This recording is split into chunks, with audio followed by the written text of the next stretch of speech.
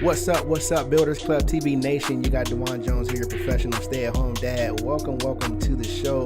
Excited as always. You know how we do it, family. We got another phenomenal individual, a woman who is a beast in the industry, I like to say, and she's an entrepreneur, internet marketing coach, professional speaker, and author. She's done a lot in her career, but she's still doing damage out there online. We get an opportunity to talk to her. She's on the show with us. We got Tracey Walker on the show, family. I'm going to get her on the camera really quickly, but let me get myself on camera so I can see the family. How we doing, Builders Club TV Nation? We're going to get this started. Excited. I want to thank everybody for subscribing to the channel. Continue to share the videos. As you can see, there's been a lot of value here. We've had some phenomenal people, family, we've been able to talk to and learn so much about. But again, we got someone incredible on the show with us tonight. Let me get her on camera. Tracey Walker, family, is with us. Tracey Walker, can you hear me okay? Get you on camera so the fam can see you. Let me see here. Let me get you on camera. There you go. How you doing? I'm amazingly well. Thank you. How about you? Oh man, better than amazing. We're so excited to have you, Tracey, on the show. Thank you for coming on to the Builders Club TV. Oh, thank you for having me. I'm excited. Awesome. Man, you've been a busy woman doing some amazing things out there. You've had a phenomenal career. And again, we're excited to have you, known for your professional coaching, speaking, blogging, internet marketing. You've done a lot. But again, like I said earlier, that you're still doing damage out here. On the Builders Club TV, Tracey, we like to dig into the past, like reverse engineer, rewind the tape a little bit, and talk to you about your entrepreneurial journey. Because here with the Builders Club TV, we understand there's so much to learn, when you dig into the past of, phenomenal people who have been able to create great success in their career. Would you agree? I do. Absolutely. Awesome. So like we like to say all the time, if we can jump into the Builders Club TV time machine and take us back, what was Tracey Walker doing before she discovered online marketing, network marketing, working from home? Okay. All right. Well, I dived into this industry as a direct result of my real estate business pretty much crashing and burning. Okay. So prior to this, I was in a whole different industry. I was in real estate investing, and then prior to that, I was in corporate America. So I kind of made the transition. I kind of hopped out, went to college, graduated. I have a master's degree in business, and so with a concentration in marketing. And my whole goal then was to just work at a company, eventually become like a chief marketing officer. That was kind of where I wanted to go with it. And that was kind of how it started. And once I graduated from grad school, I was able to get a position here in Atlanta and started working corporate. And then I got laid off. September the 11th, I was like early 20s and 2001. And when that whole thing took place, I don't know, some people might be a little too young to remember what was going on. Right. Then, but I was living my best life then, okay? Right. And no kids, any of that stuff, and here in Atlanta. And then I was laid off because of just different changes in the whole structure of the global market. Right. And I decided at that time, Dewan, that I wanted my freedom papers. I had been there maybe like a year and a half, 2 years, fresh out of college, and I hated it. The reason I was so happy that I got laid off was because I thought I wanted that, right? So we go to school and you think you want this job, and you see this career, and you see, I'm going to live like this, I'm going to buy this, I'm going to have this type of life. And when I got in that environment, it wasn't me. It was not me. I did not like the bureaucracy. I could not stand my hours. I worked 12-hour shifts. 12-hour shifts, 7 a.m., 7 p.m. And I was 4 days on, then I had 4 days off. So that's kind of good, right? I would work 4 days, then have 4 days off. But the catch was, the gag in the whole thing was, when I came back off of my 4 days, my 12-hour would reverse. So if I worked 7 a.m. to 7 p.m., I was off 4 days. When I came back, now I would work 7 p.m. to 7 a.m. So that right there was drama, because now you're eating sometimes at 12 midnight versus 12 noon. You're coming home trying to go to sleep. I had blackout curtains in my room because I'm trying to go to sleep, and it's like 7 in the morning, 8 in the morning, you know? Wow. So that was a big deal. I was off. The people I worked with, they were cool, but that's when I really started seeing that whole corporate thing, at least from my perspective, was so political, and who you knew. I had a guy that worked on my desk that his cousin was like the VP, one of the VPs of the company. And I had a master's degree, you know, I had all type of credentials, and this kid was like 18. He was working the same desk I was making, and he was making the same amount of money I was making. Now, I wasn't mad that he was doing that, but he had this attitude and this air about himself that he and I would get into it. I mean, my personality is such that you're not going to slide too many times. Right, you know? right. And so that's why corporate wasn't for me, because I'm going to say something at some point, all right? So, anyway, got laid off, and kind of during that time, like while I was at work, on some of my off days, and many of my days when I would actually get off at 7 a.m., I would go to these real estate investment workshops and conferences. So think of it like this. I worked 7 p.m. to 7 a.m., a 12-hour shift. Right. Then I would turn around and not really get in. I might sleep in my car for 30 minutes and then go to a hotel where there's a big conference, like 300, 400, 500 people, where now I'm there from 8 until 5. Wow. Right? Then sleep in the car for an hour and then go right back to work at 7 p.m. again, right? Because it was in Atlanta, I can't be doing all that driving back and forth. It's 30, 40 minutes back home, you know? So that wasn't every day, but I made those sacrifices, and I was tired as heck, but I knew I wasn't going to want to be in that job forever. And there was no other way, because that schedule that I had was ludicrous. You know what I'm saying? Yeah. So I had to that's one thing, you know, when people talk about, oh, I work too much, I'm this, I'm that. You know, I kind of had that experience of working odd shifts, odd hours. And I don't really buy the excuses. I'm not saying it's not tough, but I don't buy it, because I know what I had to do to start gaining the skill of learning how to invest in real estate, such that when the time made itself available to me when I got laid off, which I didn't know I was going to get laid off, right? I didn't plan on quitting right away, but something had to happen. So when all of that took place and I got laid off, that's why I was happy, because I had been preparing for this day anyway, right? So I got my severance pay. You were able to sustain yourself in that moment where you were laid off? Well, I got severance pay. Okay. And I had Georgia unemployment. Gotcha. Okay. So yeah, so it wasn't like it wasn't a fiery, right? I mean, it kind of was, but when you're laid off, you get severance, right? Right. Or you should put it like that. Or you hope. Right. Especially today's day and age. Right. Yeah. So I had a decent severance package, and I would tell you something that I did.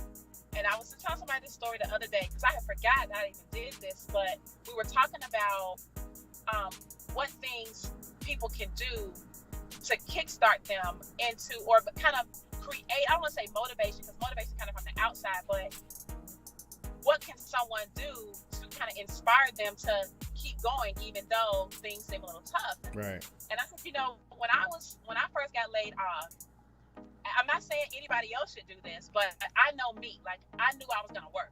You know what I'm saying? Like Floyd Mayweather says, like, I'm a bet on me. Okay, so that was my attitude about it. So what I did when I got laid off, I went and bought me a brand new Lexus.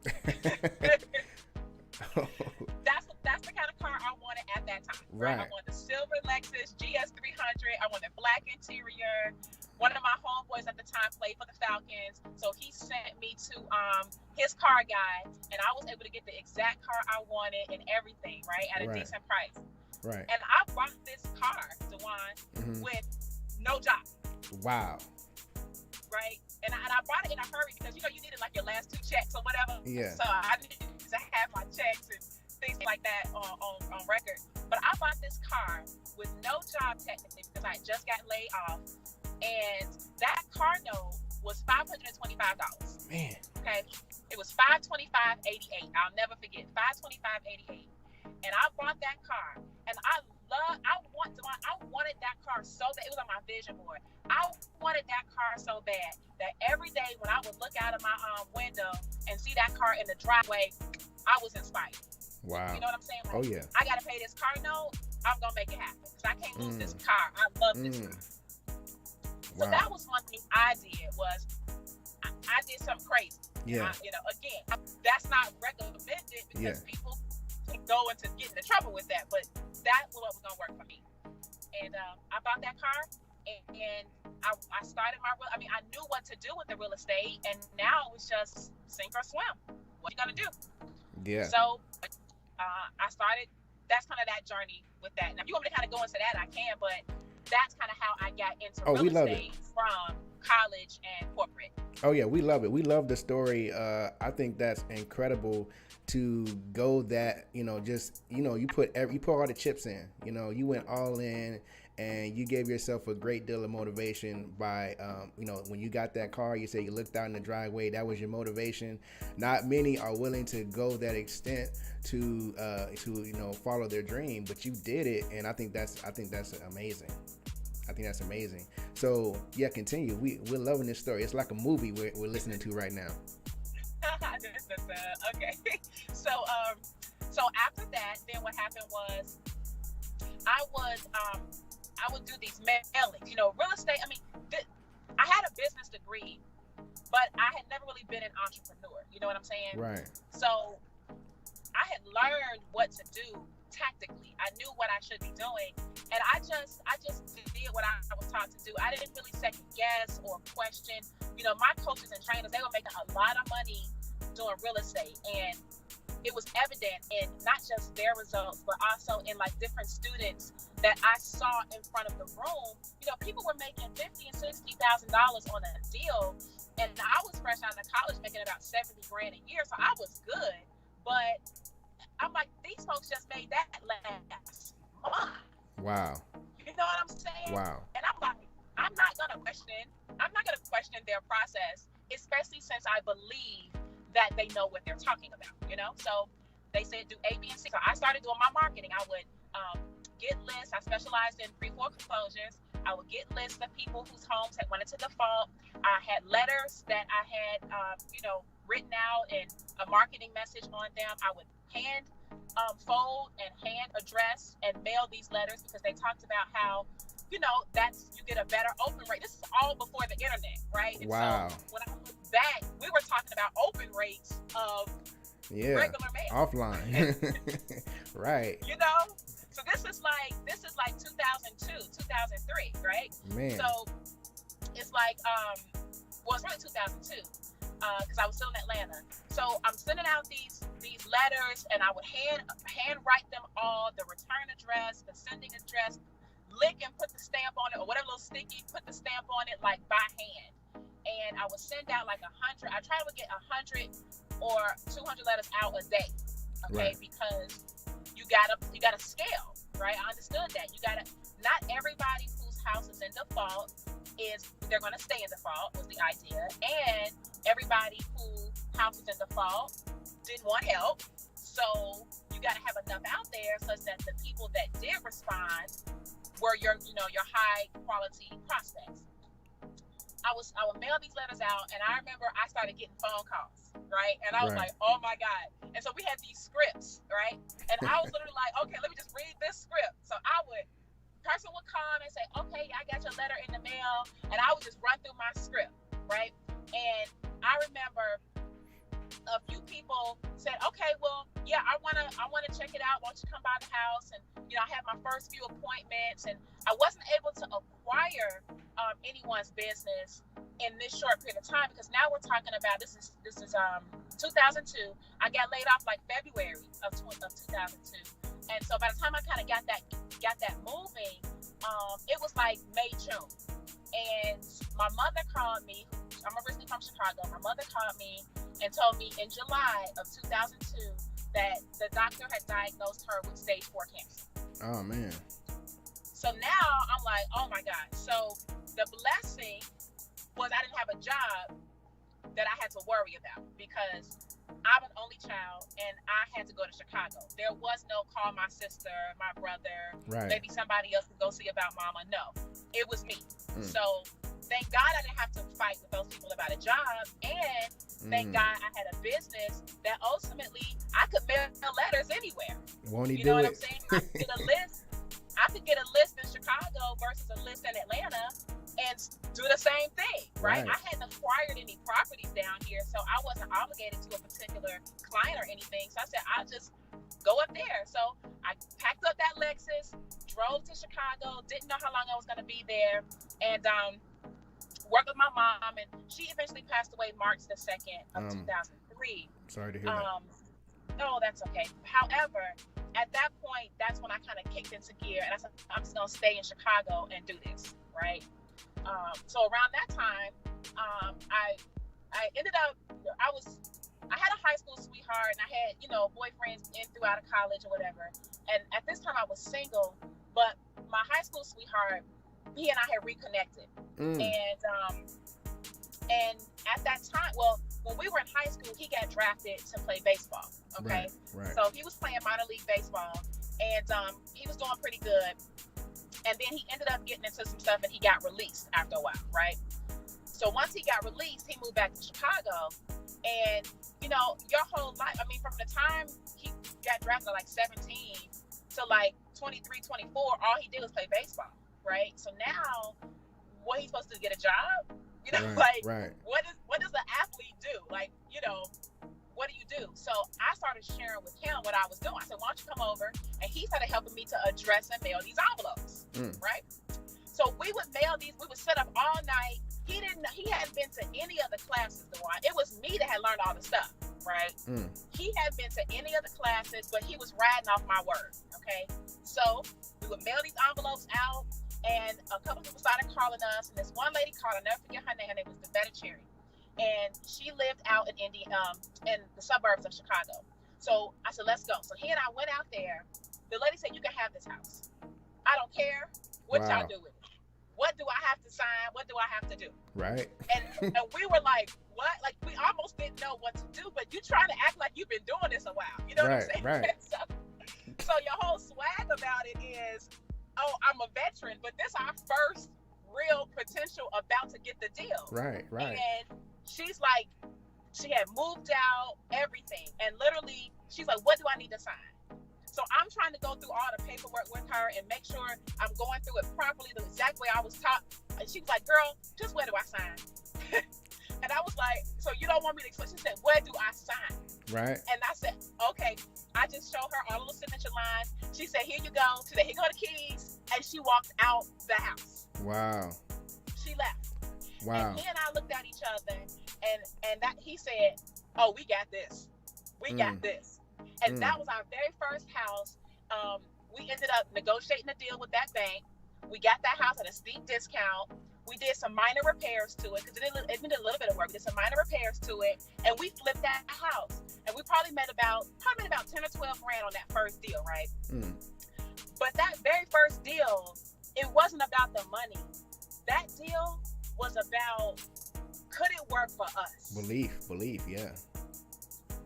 Right? I knew it could work because I had seen it working, but was it going to work for us? Was it going to work for me? Could I do this? Could we do this? Do people really just say, fine, you can take it over. I don't care. I'm walking away. I had heard those stories. I'm like, who leave their house? Right. But people in different scenarios and situations, they do. And that was the belief injection. And for him, he knew what he was going to do. And I bring him into this because a lot of it had to do with, he didn't have anything else he could go back to anyway, really. So it was either make this work or go find a regular job, which that wasn't what's going to work for him. Now, not So to when break, he not to saw break your it, flow, not to break your flow. We're having some connection issues, family. But would you agree that this is a powerful, powerful story? So I want Tracey to keep telling us, because we're learning a lot just by listening to your story, Tracey. We are getting some connection issues now. It's starting to come back into focus, but the audio is coming through clearly, so we can hear you perfectly. But yeah, just wanted to address that. Looks like we're getting our connection back strong now. But okay, no, very powerful. Continue. okay. So anyway, that was our belief. So that going through all of that, mailing the letters, proving it to myself.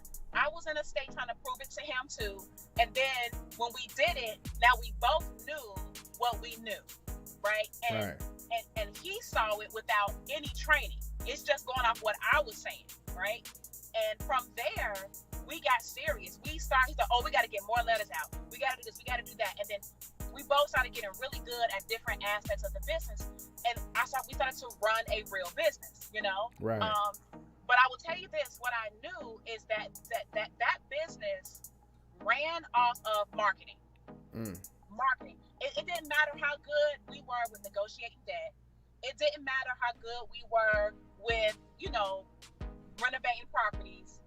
If we did not have any prospects, right, it didn't matter, right? So we spent almost every dime that we got off that first deal right back into marketing, like 100%, okay? Because if we needed more deals. So if we could close, our goal was like, okay, if we could close 2 to 3 deals at like $10,000, $20,000 each, we'd be good, right. So that's what we started doing. And we had signs all over Chicago. We had big billboard signs. We had like some of the guys that we grew up with, like our little street team. They'll go out and they'll post up these big signs everywhere, and people would take them down, and we send them back out there and put them back up, and like grassroots. Right.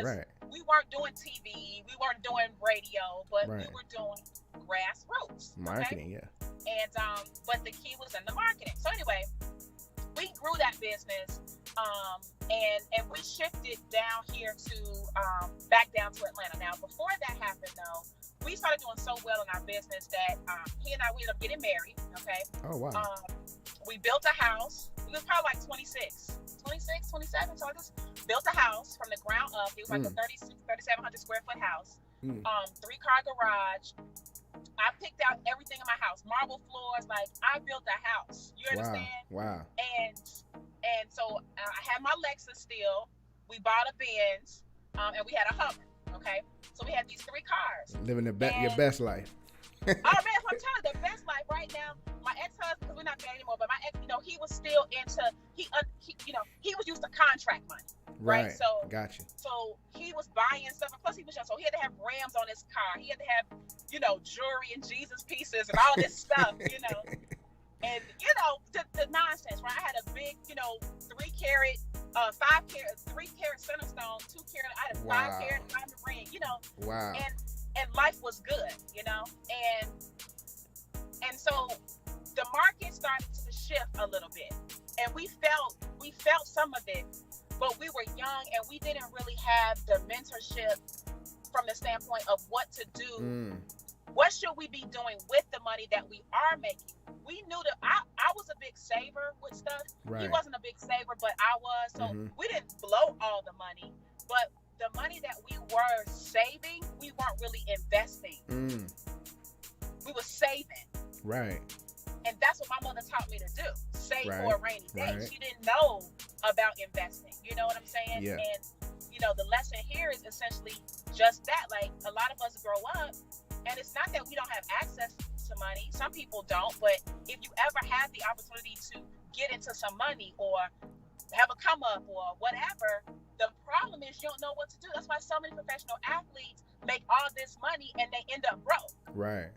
Because nobody really teaches you what to do with your profits or whatever. So we didn't really have that education. And so when the market started shifting, I started saving more, not investing more, but saving more. So now we had gotten to a point where they had completely changed the laws, especially in the state of Illinois, with how business could be done in terms of flipping properties. They literally changed all the laws which prevented us from closing a lot of our deals. Now, at this time, we're closing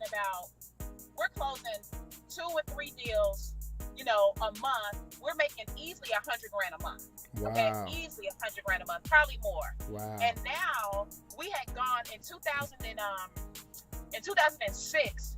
We went from, or previous years, we went from closing 2 to 3 deals every single month to 2006. We only closed 3 deals the whole year. Oh man. Okay, so now you got to do the math. Yeah. I got a 3,500 square foot house with a $3,000 mortgage. I got 3 cars, right, with car payments on them. I've got insurance. I got a whole bunch of other stuff. I got properties. Right. Some properties we were renting out. So we had issues. We had to fix. We had some reserves for that. Next thing you know, we're starting to live off credit cards. Next thing you know, my house went into foreclosure. The irony, right? Yeah. So now the foreclosure specialist is in foreclosure. Wow. And then the car people are calling, the repo people are starting to call or whatever. So we made a decision to leave Chicago and move back down to Atlanta. So we did that. We bought a townhouse down here. And that house we had in Chicago, we just let it go. Wow. We let it foreclose. Yeah. And I'm gonna say this. When I look back on it, during that period of time, my heart was broken. Right. I would sit on the stairs of my house and I would cry. Yeah. Every night. Yeah. Because I'm like, how could I be losing my house? Like, we're making too much money to be like this. Right. I'm not a bad person. I don't hurt people. I'm not stealing nothing. Like, why God doing this to me, basically? And when I had to walk away from my house, I felt bad about it, but I would say that my ex-husband had a strong mind, and so part of his thing was, he was kind of, he's like, look, man, F that house. Like, look at another house. Right. You know what I'm saying? Yeah. Like, to me, F that house. It's brick and mortar. Women, we have all that emotional connections and stuff sometimes, and you guys, not so much, right? And it's easier to be able to, cut the cord. And so I was like, okay, fine. Now, from a financial standpoint, though, it made sense to walk away from the house because we had the house appraised. When we built the house was like $585 or $590 or something like this, in price. Yeah. When we got that house appraised, it was appraised at $350 because the market had gone down so bad. Yeah. Okay. So we were gonna be throwing good money after that. So just instead of doing that, we could just keep the money that we were gonna try to make up the house payment on, stack up our money, move, and then rent a place because we didn't buy the townhouse, we rented the townhouse. Right. And we paid the rent on that townhouse to that man for a whole year up front. Wow. Because we had stacked the money, right?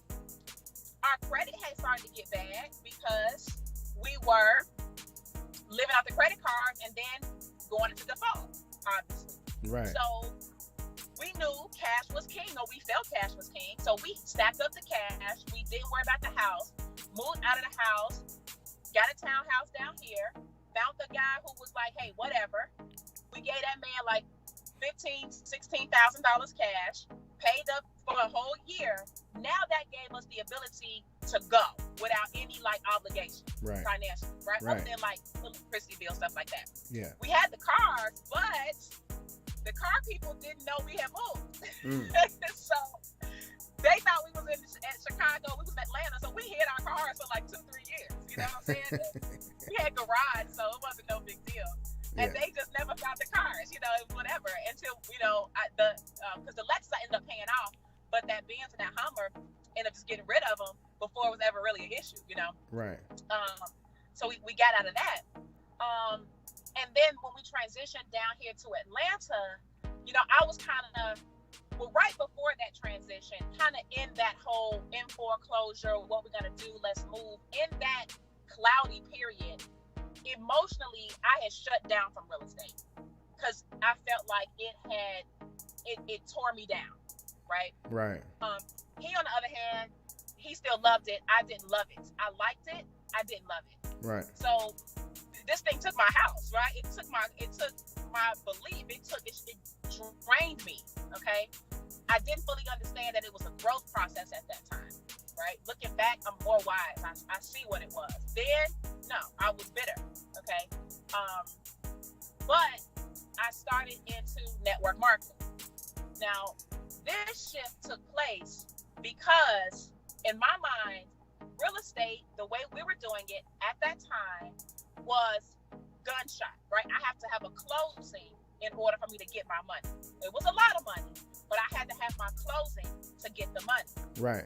In between closings, we didn't have any cash flow, right? Right. So I was like, I got to do something to create residual, because I got to be able to sustain my life in between him doing these deals or whatever is going on. I can't just wait 2-3 months and then pay everything in the past and then be broke again today and then be stressed out the next 3 months for the next deal. That I can't do that no more, you know? Let me ask you this, Tracey. So I started. Let me ask you this, Tracey, because I want to go into now transitioning into your network marketing journey, your story in real estate, movie worthy. I mean, we could this could be a movie. This was awesome listening to this.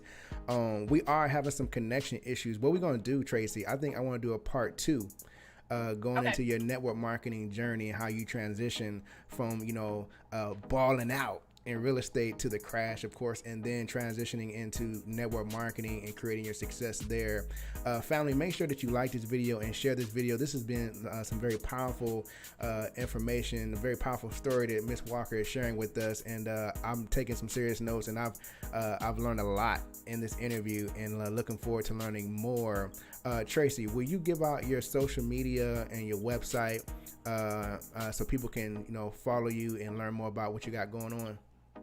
Oh, absolutely. Well, on IG, it's at Miss Tracey Walker, MISSTRACEY Walker, Miss Tracey Walker. And then on Facebook, it's Coach Tracey Walker. So Facebook.com/Coach Tracey Walker. And, I'm more of an investor, right? So if people are investing money or trading money and things like that, my website is going to be a little bit more on that. So you can find me at www.tradewithtracy.com.